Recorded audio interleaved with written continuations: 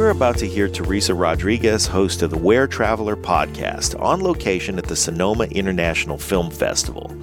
Now, Sonoma is an idyllic Northern California town known for its wine, its beautiful scenery, and its significance in the history of the founding of California.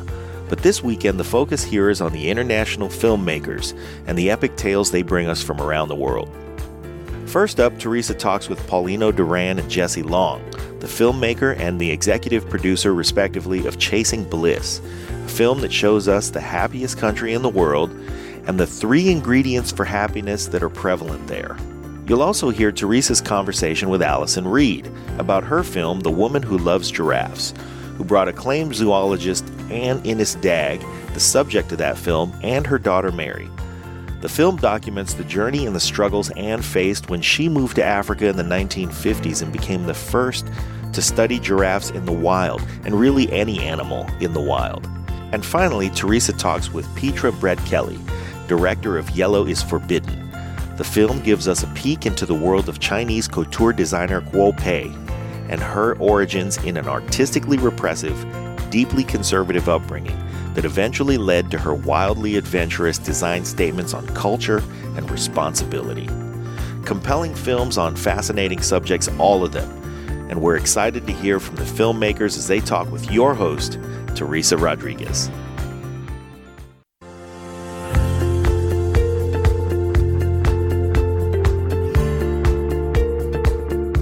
You're listening to the Where Traveler podcast, the audio companion for Where Traveler magazine in print and online. For more information, go to wheretraveler.com. And now, Teresa Rodriguez, Editor-in-Chief for Where Traveler San Francisco. Hi, this is Teresa Rodriguez with Where Traveler, and we're at the Sonoma International Film Festival. And I have the pleasure of being with 2 incredible gentlemen, Paulino Duran and Jesse Long. Paulino is a creator and director of Chasing Bliss, and Jesse Long is the executive producer. Gentlemen, I have to say that I am in love with the topic of your movie. It is The Search for Ultimate Happiness. Their documentary is questioning if the grass is actually greener, and in Paulino's search brings him to the happiest country in the world, Finland, where he embarks on a journey to test the true happiness of the people of Finland in the most extreme conditions. So, Paulino, are the Finns the happiest people on the planet? You know, it sure seems like it. They sure seemed pretty excited the whole time we were there, and showing us what they do on a daily basis and their beliefs and kind of their social system set in place. Yeah, I believe them. I believe why this is the happiest country currently in the world. It makes sense to me, having seen it now. So the first thing I'm going to ask you is, why happiness? Why did you want to pursue this? I think, well, I mean, not to get too into it, but I think what this world needs now is a lot more love and kindness out there. For me, movies and stuff like that, you ask anyone that knows me, I love the action movies. Who doesn't? But like the thrillers and this and that, I like happy things. Like, life is serious enough, right? I mean, you know, Jesse and I both know this, you know, firsthand. Life is way too serious and it gets way too crazy. And I just wanted to do something that made me feel good and made us feel good. And I feel like whenever you change your point of view, like if you choose to see happiness, if you choose to see love, I believe those things start coming into your world with much more frequency. Yeah, it goes back to that law of attraction. Exactly. So what were your criteria of happiness when finding Finland? Well, I had read they were the happiest country in the world. The Nordic countries, Scandinavian countries, tend to be in that top 10 list nonstop. And believe it or not, you don't see any tropical islands. Right. With beach umbrella drinks in that top 10 on that World Survey report. Huh. But I had read about Finland, and I just thought, you know, let's test this in the most extreme condition. And I mean extreme, because that's exactly what we did. Negative 37 degrees one day. What? We had cameras freeze. We had drones fall out of the sky. And at one point, we're in this interview on this reindeer farm. Yep. And my cameraman's looking at me saying, Paulino, shit, the screen just froze. And then he's like, my autofocus just froze. The camera's literally seized up the entire thing. He's like, but I think we're still filming. I hope it's in focus. Wow. And it was at that point, mind you, that we're like, well, fingers crossed. At the end of everything, it all worked out. But we dealt with those kind of conditions on a daily basis. How long were you in Finland? About 11 days. And what area of Finland did you travel to? We went from Helsinki, and then for a few days we interviewed professors and academics there and architects, and then we flew up to Rovaniemi, which is in Lapland area. So it's essentially Closer the to Arctic the Circle. Arctic Circle, And we were actually in the Arctic Circle for a lot of the filming. And there's people are happy in the Arctic Circle. It's incredible. Jesse, tell us about that. Well, they're surrounded just by beautiful scenery, beautiful nature. They're, just as a group, it's hard to not enjoy yourself up there. And even in the most extreme conditions, it was incredibly cold. They know how to stay warm. We're negative 37 degrees. The guy that we were interviewing, the reindeer farmer, he doesn't get cold. His 2-year-olds were playing in the snow outside. Yeah. Negative 30 degrees outside. Yeah. Wow, I'm freezing. And his hands were warm, and he mind you, was like taking off his gloves at every given point to like strap this on the snowmobile or feed when we were feeding the reindeer in that particular part of the film. And he just kept going, no problem. And he actually explained, I've been here for so long. This is my family's land that I'm used to it. I run warm. Mind you, instantly, like we walked out of this warming hut, 15 seconds, his breath immediately crystallized, and you'll see it in the film. There's icicles from his beard. Wow. Immediately. What do you think are the values that give the Finns this ability to be happy? I believe it's a lot of the social systems they set in place. The constant theme running through our film was acceptance, equality, and that respect for nature. I love that. Acceptance, equality, and respect for nature. Yeah. And when we got a little more into the social systems, at one point they talk about this library, the Haute, that they just built. We were lucky enough to get in there about a month and a half after it was finished. And everything's free. There's 3D printers free for everyone. Music studios. You can record guitars, your own music. Yeah. Is this in Helsinki? It is in Helsinki City Center, yeah. And what's the name of the library? It's called the Haute. The Haute Library in Helsinki. Mm-hmm. And can anybody go visit it? Anybody can. It's free. It's an absolutely incredible building. We got a chance to meet with the architect and then one of the directors of fun, they call it there as well. Culture and leisure. Yeah. I love it. And I want to talk also about Rent-A-Fin. Is that for reals? Can you tell our listeners what Rent-A-Fin is about? Rent-A-Fin? I don't know. I don't even know what Rent-A-Fin is about. You don't know about Rent-A-Fin? No, I don't. Have you not heard about this? I understand you can now go to Finland and rent a Finnish person to take you around the country to show you firsthand how to be happy. I did hear about that. Did you? Yeah, we didn't actually. I just heard about this weekend. So you can literally. NPR. They're like a happiness guide, basically. Sounds hysterical. we probably could have used a couple Rent-A-Fins while we were out there. I could use a Rent-A-Fin now. What if we could import Rent-A-Fins? Yeah, didn't they just used to call those tour guides everywhere else? So I mean, I'm confused. So I'm walking in to see the film. What's your goal for your viewers? So I think for me the goal was just first and foremost to be entertained. Now, yes, there's a message in a lot of the films in this festival and a lot of the films you see on a daily basis at any regular movie theater. So to be entertained and then to walk away with maybe a little bit more understanding of why this specific people and region of the world are the way they are. And in that case, it was the happiness factor. And I believe the first thing people say is, well, of course they have social systems and public spaces, and there's a reason for that. They're a 5-point-something million people country. It's so small. You can't do that, let's say in the United States. And I just say to that, well, fine, but how about the other stuff? How about the acceptance? How about the equality? Because that's all free too. Wow. And I think that's just a state of mind. So if anything, it's a feel-good film showing you amazing landscape, amazing people, and the reason for why they continue to smile.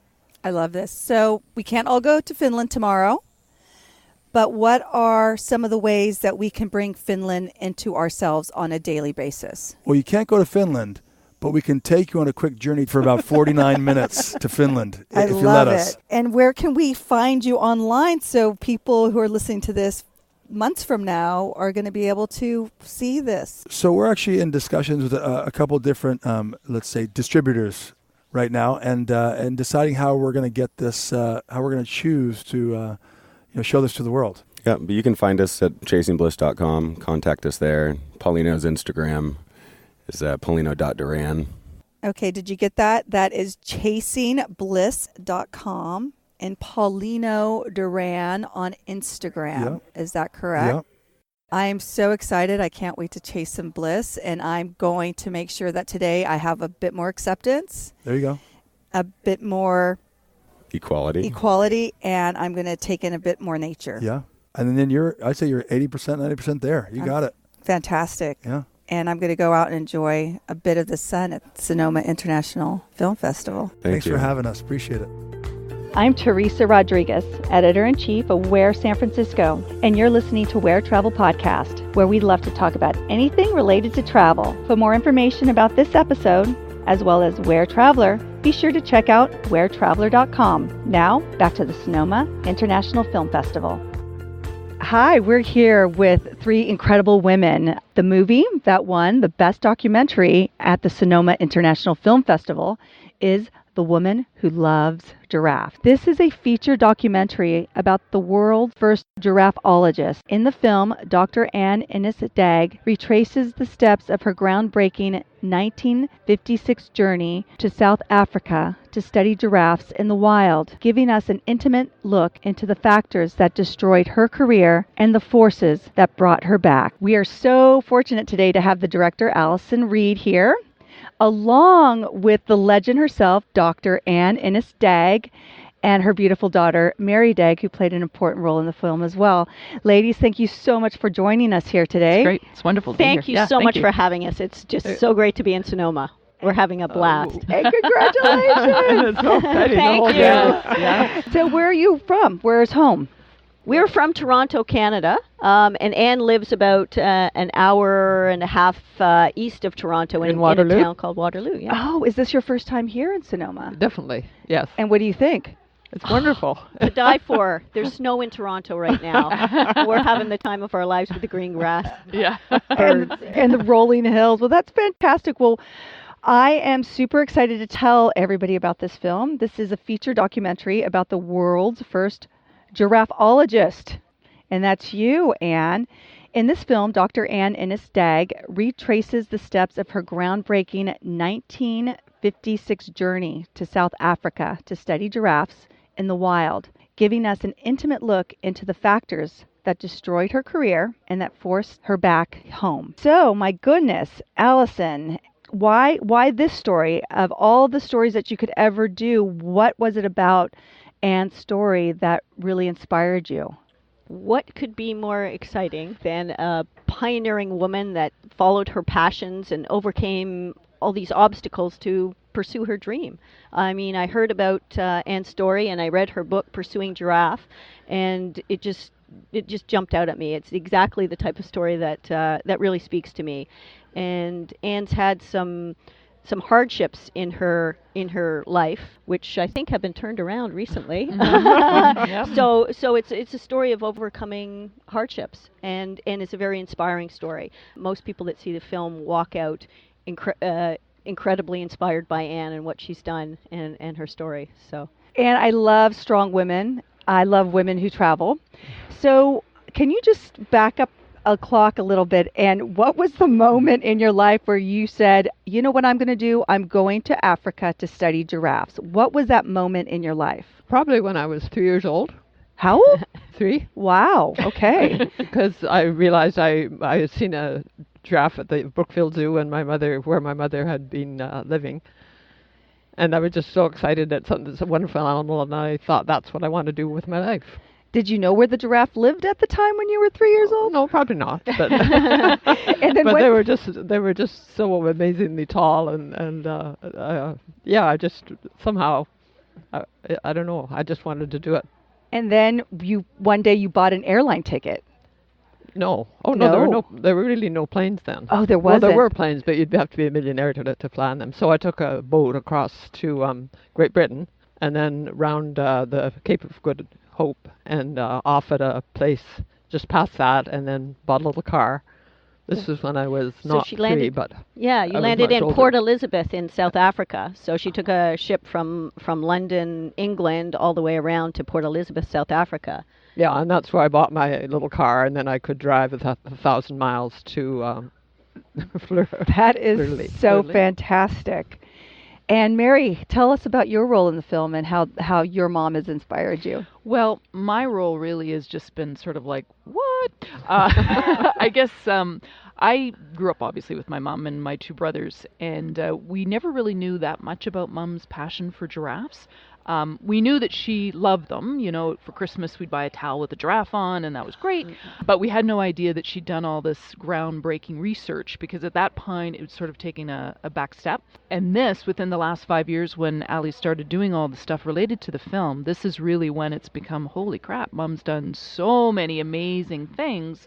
And way before, you know, the Jane Goodalls and the ones that are in the press, she was, you know, in front of them doing this kind of stuff. So it's been really eye-opening for me, and also the part of the film where she really pushes the boundaries for what women can do. And I took a totally business route with my career, but I feel that everybody, all women, have really benefited for trying to raise the game. You know, it's like the boat on the water. If you can raise the water, everybody floats up. So I feel like that's sort of been a byproduct of a lot of what Mom's done. So I've got a whole new set of respect for my mom. That's so fantastic. And Allison, I think with respects to being a director, that is another role as a woman that is pretty profound and fantastic that you've made it this far. So can you tell us a bit about your journey? Well, I started in the film and television industry as a stunt performer and stunt coordinator, to tell you the truth.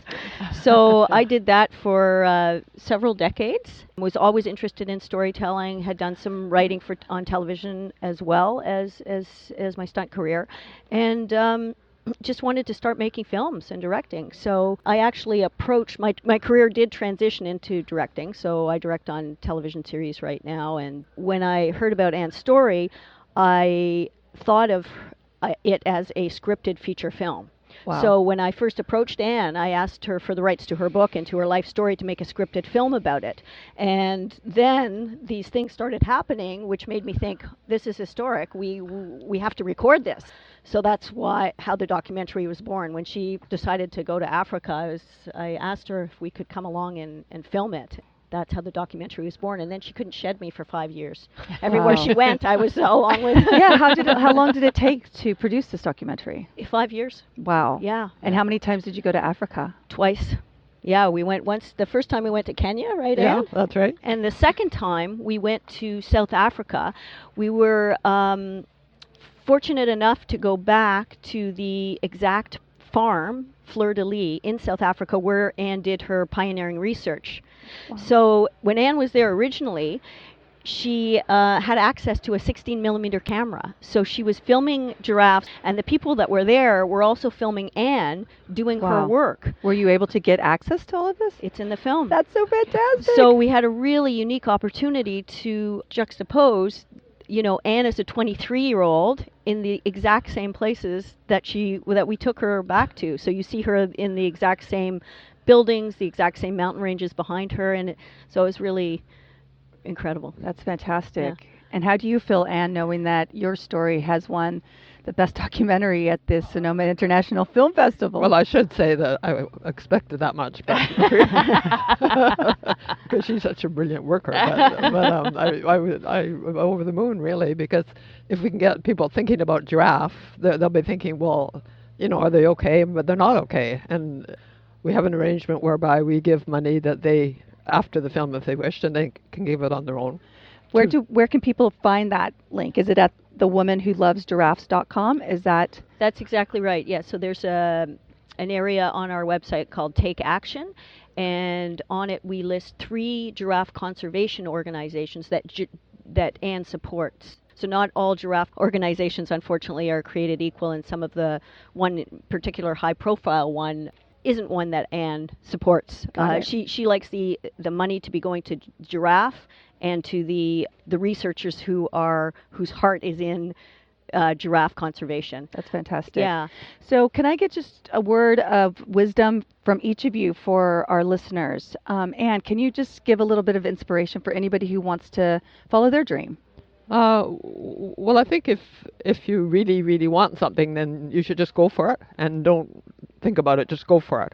See where it leads. Fantastic. And Allison?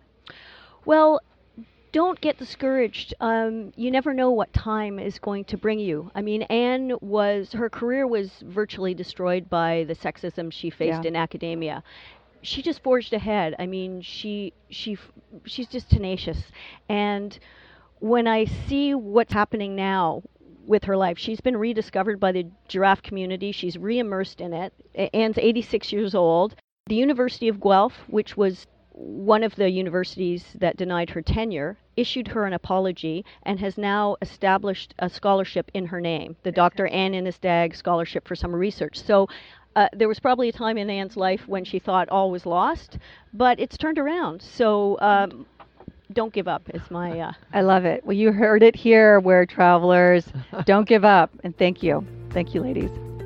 I'm Teresa Rodriguez, Editor-in-Chief of Where San Francisco, and you're listening to Where Travel Podcast, where we love to talk about anything related to travel. For more information about this episode, as well as Where Traveler, be sure to check out wheretraveler.com. Hi, this is Teresa Rodriguez with Where Traveler. We're at the Sonoma International Film Festival with Pietra Brettkelly, the director of Yellow is Forbidden. A Cinderella in the world of haute couture, Chinese designer Guo Pei chases her childhood dreams and competes with the likes of Dior and Chanel. I'm here chatting to film director Pietra Brettkelly. Pietra, thank you so much for being here today with us. Thank you for your interest in my film. Well, I loved the outfit. We all know this dress because Rihanna famously wore it. Yeah. At the Met Gala, correct? Yes, that's right. I want to know how a woman from New Zealand, that's home, correct? Mm-hmm, yeah. Finds a designer from China who has a gown worn by a famous singer in New York. Well, you have to see the film to find out, really. But for me, my side of the story is that I've been making films for 26 years. So I have these ideas and I literally pick up the phone and follow them. So I picked up the phone and 3 days later I met Guo Pei. And I literally went from the airport to her salon and talked with her for an hour and did my regular spiel that I tell everybody that I approach, that I don't know how long I'm going to film for, that I don't know what the story is, that I need to be there for the ups and downs. They'll get sick of me, they'll want me gone, but I'll still be there. And, you know, will she agree to it? And will she give me her life and her trust? And she said yes, and I began filming on that day and filmed for 2 years. Wow. And gathered 500 hours of footage and then edited for a year. And then it premiered a year ago at Tribeca Film Festival. I just want to understand that you saw Rihanna in the dress? No, and I'm not interested in fashion at all. So how did you pick up the phone? What made you pick up the phone to call her? So I just finished my previous film, A Flickering Truth, when I was in Afghanistan for 2.5 years. And I was interested, I always sort of think, when I think of an idea, I think of where I want to be. And I thought, I think China is at a very interesting point in its life at the moment, as it goes into our world, as the middle and upper class increases, as this capitalist communist society sort of evolves. And so I thought, maybe there's a story in China. And I had this sort of file on my desktop of ideas that I just throw in. And so I'd finished A Flickering Truth. I collapsed for 2 weeks on the couch because it's my favorite film. Afghanistan is in my heart and those people are amazing. But I was so exhausted. And then I looked in my folder and I started going through ideas and I thought, no, I don't want to be in that country at the moment or whatever. And then I'd written myself something about an artist who carves a scene in the heel of a shoe. And I thought, how interesting. So I Googled her name and up popped the Rihanna story. It had just happened. And so it was just luck of the Irish, really. Yes, serendipity. Yeah, I love it. Yeah. So, and I have these ideas and I just act very quickly. And lucky I did, because in that week, the first week I started filming with her, they got 3 calls from international production companies saying, we'd love to come and do a film on Guo Pei, and she was like, oh, I'm sorry, there's somebody already here. So, that is also something that happens to me quite often, is I seem to be there pretty quickly. But I don't speak Chinese and she doesn't speak English. I make all these films in languages I don't understand. Wow. Because I believe in communication beyond language. I believe in being with people and just absorbing a situation, reading a scene, reading the tone of a room, trying to sort of understand through body language or atmosphere what's going on. I don't have anything translated for some time. So obviously when I get things translated, it's sometimes really surprising. Really? Yeah. I mean, I think that something happened in a scene and it's nothing like it. Can you share one of the scenes? In feature filmmaking, because to make a great feature film, you need something to really push it beyond something that's just an interesting story. It needs to have a surprising element. And so you need drama. And I'd been filming for over a year and I still didn't feel like I had that huge dramatic moment where she exposed an element of herself that is different or tells the audience something about this character. And that hadn't happened. And so I was kind of, I've got all these beautiful scenes and blah, blah, blah, but not that great scene. And then one day in her salon, it all kicked off and everybody was yelling at everybody else. And there was bits of fabric flying around the room. And Guo Pei stormed off at one stage and came back in and somebody else stormed off. And I was like, oh my God, this is gold. I don't know what's really going on, but this just seems really fantastic, whatever's happening. And then months later when I got it translated, it was about what we were going to order for lunch. It was seriously like, no, yesterday we had noodles. No, let's have rice. No, the white people won't want rice again today. No, let's order. And it was just hilarious. It was just like, so, the white girl really got caught out with her ignorance, that's for sure. But, equally, through my career, often when I've got stuff translated, the characters of my films have said, oh, don't worry about them. They're just there. They don't know what we're saying. Just forget about them. And I tell you, the gold I've gotten is amazing. And I say to them, I'm getting all of this translated. I will eventually understand. And I don't hide anything from them. I don't go away secretly and interview somebody else that's going to, talk shit about them or whatever.